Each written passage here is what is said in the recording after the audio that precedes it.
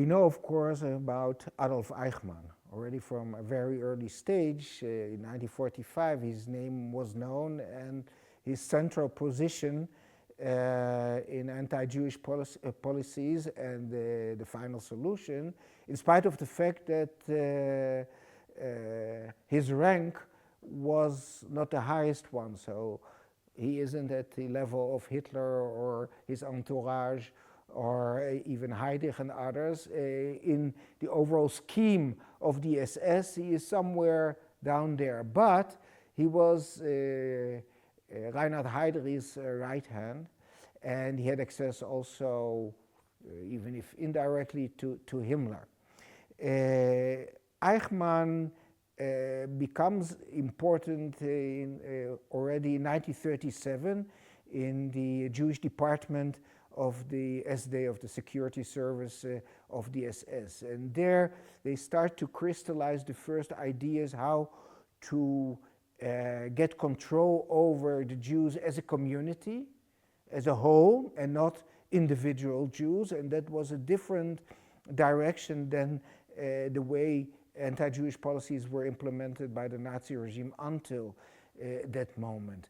And because their idea was that the Jewish community at each place that will be conquered also, but also in Germany proper, should be organized and with what I call a headship, a head on the top, and the communication between them, the SS people, and the Jewish community would go through this head and not bother themselves with many Jewish organizations and individual Jews and so on. So the Jews had to be organized, there had to be a head, and then there would be this connection, and orders could be given, and the policies could be channeled according to the goals of the regime, and actually in this case the SS. The problem in 1937 in Germany was that there were other power centers which competed with the SS and with people like Eichmann. And the moment for Eichmann and Heydrich to change this situation became with the Anschluss, with the annexation of Austria in March 1938. And there is a very interesting situation that during the first days of the Anschluss, of course, the Austrian bureaucracy collapsed, and the German bureaucracy did not move in yet. Right? And these are 3-4 days, and then Eichmann is sent to Vienna and starts to reorganize the Jewish community. And several months later, in August 1938, he even gets a whole institution, we can call it a bureau, and it is the Central Office for Jewish Emigration. And the interesting thing and the important thing is here that the SD, the security service of the SS, was an advisory body. The police, the Gestapo, was the executive body, right? And Eichmann came from the SD. But here in Austria, in Vienna, he suddenly got also the power to execute things, to implement, and not just to give advice to the Gestapo. And this is the major change in August 1938. Now, in the meantime, since already March 1938, Eichmann started to promote forced emigration of Jews from Austria. And he's very successful.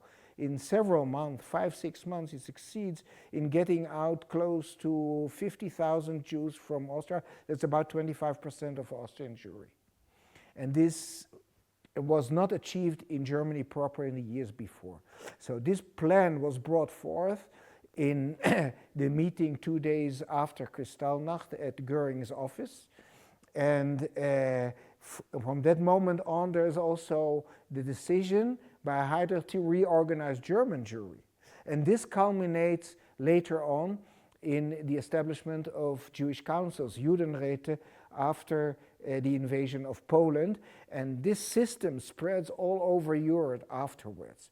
And this is done in various ways through channels of the SS, right? In certain parts it is the Central Office for Jewish Emigration. The first one was in Vienna, the second one was in Prague in 1939, a third one was in Amsterdam in 1941, but actually they had the same function as other emissaries or representatives of Eichmann in different places. So we have Kurt Asche in Belgium, we have Dannecker in France, we have Richter in Romania, Wisliceni in Slovakia, and so people are sent all over. Now more, these are the Judenberater, the Jewish experts who convey the policies of Nazi Germany in various places all over Europe, and they recruit local forces to implement their ideas. Therefore, Eichmann is very central in the stage of organization of anti-Jewish policies, and especially of the final solution, and of course with negotiations with the Reichsbahn, with the German railways, since 1942 onwards.